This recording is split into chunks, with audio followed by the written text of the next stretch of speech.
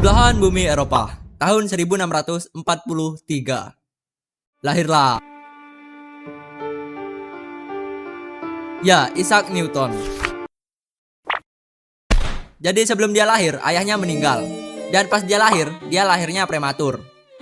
Umak kecilnya. Nah, semasa kecilnya, dia dititipin ke neneknya. Soalnya ibunya kawin lagi. Dari sini, Newton tumbuh sebagai anak yang pendiam, suka menyendiri. Semasa kecilnya Newton, dia lebih suka eksperimen. Kayak bikin sesuatu gitulah. Dibanding main sama teman-teman seumurannya. Kok bisa ya layangan terbang? Loh, tumben lu main. Newton juga dikenal sebagai anak yang suka penasaran. Ya, dia suka ngamatin fenomena alam, ngerakit mainan, bahkan sampai ngebuat jam matahari buat ngukur waktu. Wes dari sini udah kelihatan lah kalau dia tuh anak yang spesial. Tapi walaupun gitu, pas di sekolah dia anaknya biasa aja, nggak yang pinter-pinter banget. Sedang lah. Bahkan pas di sekolah dia juga sempat diejek sama temen-temennya. Woi yatim. Berlebihan anjir. Sorry. Woi NPC. Nah, sejak saat itu dia mulai belajar lebih keras buat ngunggulin teman-temannya, biar nggak dipanggil NPC. Anjay. Dan ya, usahanya pun berhasil. Sekarang dia jadi salah satu murid terbaik di sekolahannya. Woi NPC.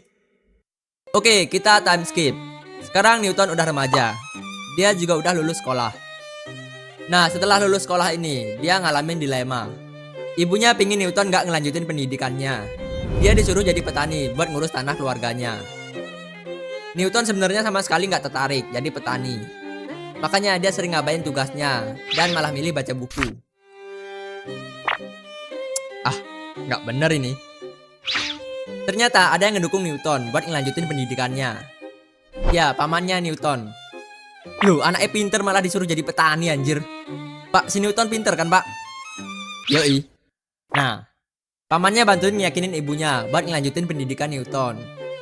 Sampai akhirnya, ibunya pun berubah pikiran berkat bujukan dari pamannya Newton. Newton akhirnya didukung buat ngelanjutin pendidikannya. Newton pun dikuliahin di University of Cambridge. Ini termasuk universitas ternama di zamannya. Selama kuliahnya, dia jadi makin tertarik sama matematika. Gak cuma matematika, dia juga tertarik sama fisika, astronomi, alkimia, optik. Semua bidang ini tuh bersangkutan sama alam semesta. Ya, kayaknya dia nih orangnya penasaran banget sama gimana cara alam semesta bekerja. Semasa kuliahnya, dia jadi salah satu mahasiswa cerdas di universitas ini. Sampai ada titik balik besar yang ngubah hidupnya Newton. Sekitar tahun 1665. Di tahun ini terjadi wabah The Great Plague of London. Anjay. Ya, ini tuh kayak wabah besar yang nyebar di Inggris. Intinya wabah ini nyebarnya cepet banget. Dalam waktu beberapa bulan aja, ribuan orang meninggal. Karena wabahnya parah banget, pemerintah nerapin isolasi. Gak boleh keluar rumah, sama ngehindarin kerumunan. Universitasnya Newton juga ditutup buat ngehindarin penyebaran. Dan ya, Newton pun balik ke rumah. Gabut anjir. Selama isolasi ini, sebagian besar waktu Newton dihabisin buat belajar. Ya, sekarang dia punya banyak waktu buat belajar. Simpelnya, pengangguran. Ya, soalnya pas di kampus, waktunya tuh terbagi buat kuliah, tugas, debat. Sibuk banget lah pokoknya. Makanya pas isolasi ini dia jadi bisa lebih fokus buat mendalami apa yang dia suka. Nah, di suatu hari pas dia lagi nyantai di kebun rumahnya, tiba-tiba kok durian anjir? Oke, ulang. Nah, di suatu hari pas dia lagi nyantai di kebun rumahnya, tiba-tiba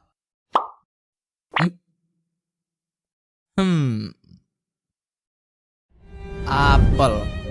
Kenapa apel selalu jatuh ke bawah? Kenapa nggak ke samping aja? Atau kenapa nggak ke atas saja? Banyak tanya. Lanjut. Nah, dari pertanyaan itu tadi, dia mulai kepikiran. Apa ada sesuatu yang narik apel ini jatuh ke bawah ya? Tapi kenapa bulan juga nggak jatuh? Sebenarnya di zaman itu banyak orang anggap benda di bumi sama di langit punya cara kerja yang beda. Ya, ini warisan pemikiran dari Aristoteles. Dia ngebagi dunia jadi dua. Dunia bumi yang sifatnya berubah-ubah dan tidak teratur.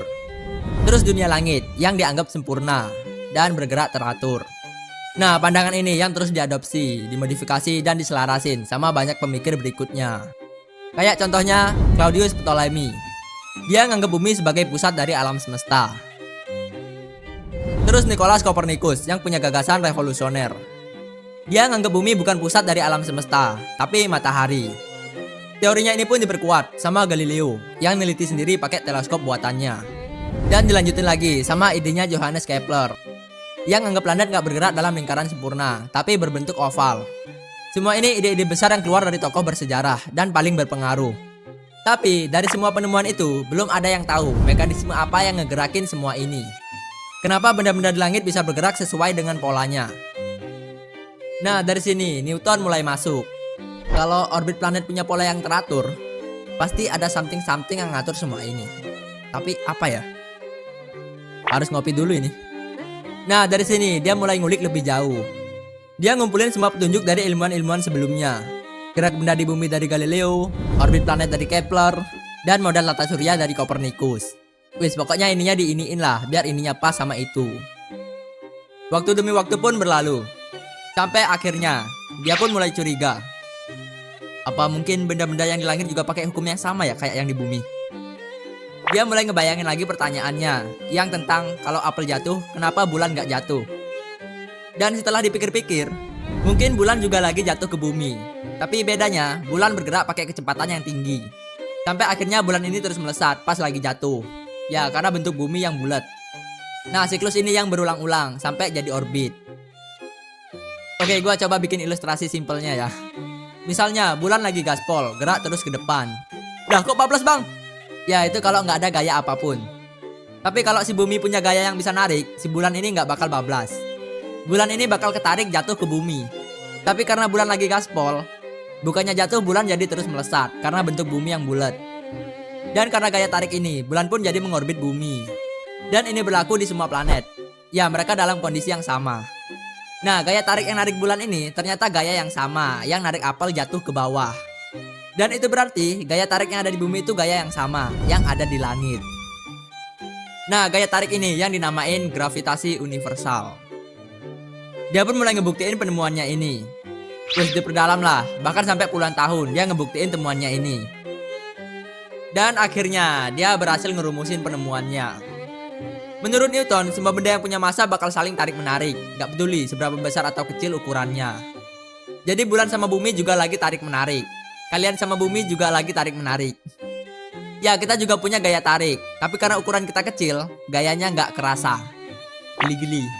Beda sama planet, karena planet ukurannya gede, jadi gaya tariknya gede.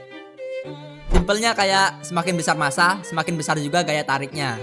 Makanya kita bisa loncat lebih tinggi di bulan dibanding di bumi, karena gaya tariknya lebih kecil. Newton ngebuktiin penemuannya ini selama 22 tahun, dan ditulis di bukunya, yang berjudul Principia.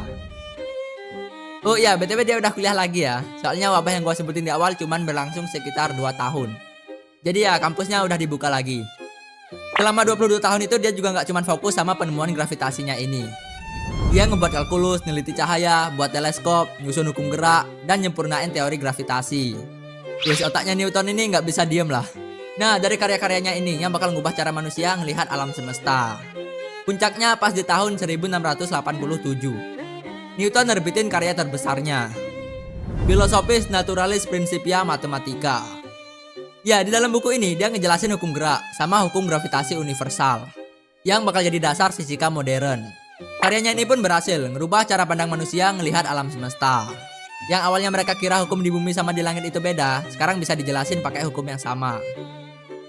Di tahun-tahun berikutnya Newton terus berkarya sampai dapat banyak penghargaan. Bahkan dia sampai dianugerahin gelar Sir oleh Ratu Inggris.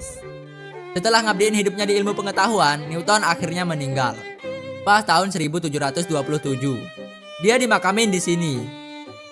Ya wis, ini tuh kayak sebuah penghormatan lah, karena cuma tokoh-tokoh yang berpengaruh yang dimakamin di sini. Dan ya wis lah ya. Tamat. Oke, bentar, mungkin sebagian dari kalian ada yang nunggu video perang salib ya. Yang perang salib gua masih bikin skripnya, soalnya agak panjang anjir. Mungkin gua bikin 2 part lah ya. Jadi biar uploadnya cepet, gua post yang ini dulu. Ini kayak video selingan lah.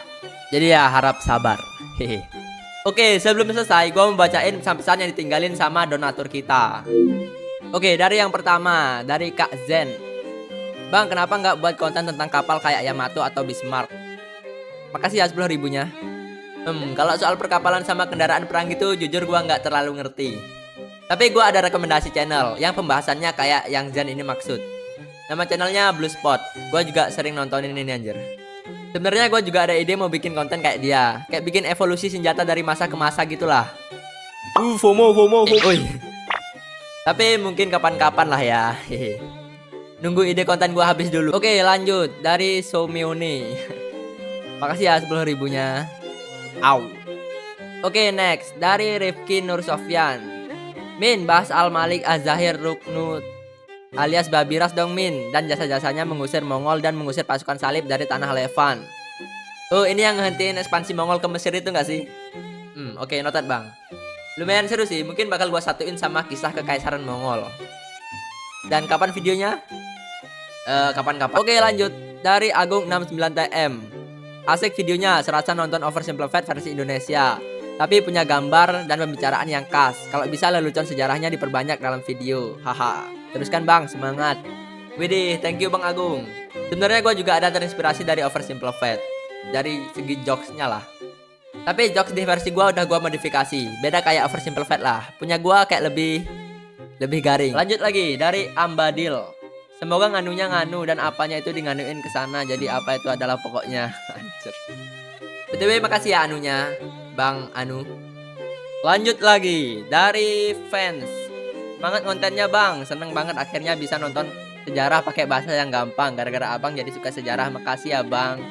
Wede, makasih juga ya. Gua nggak nyangka sih dari konten gabut gua bisa menghibur. Haha. Lanjut lagi dari Sadat Duta. Bang, tolong bahas kerajaan di Indonesia dong, request. Oh, Islam. Di Indonesia dong, request Demak. Sama kalau bisa abang bisa bahas tentang kerajaan Ronggo Sukowati enggak? Kerajaan Islam di Pemekasan.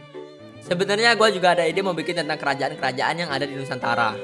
Soalnya sejarah bangsa sendiri itu juga lumayan penting guys. Tapi ya seperti biasa, kapan-kapan ya. Lanjut dari Tanpa Keberhasilan.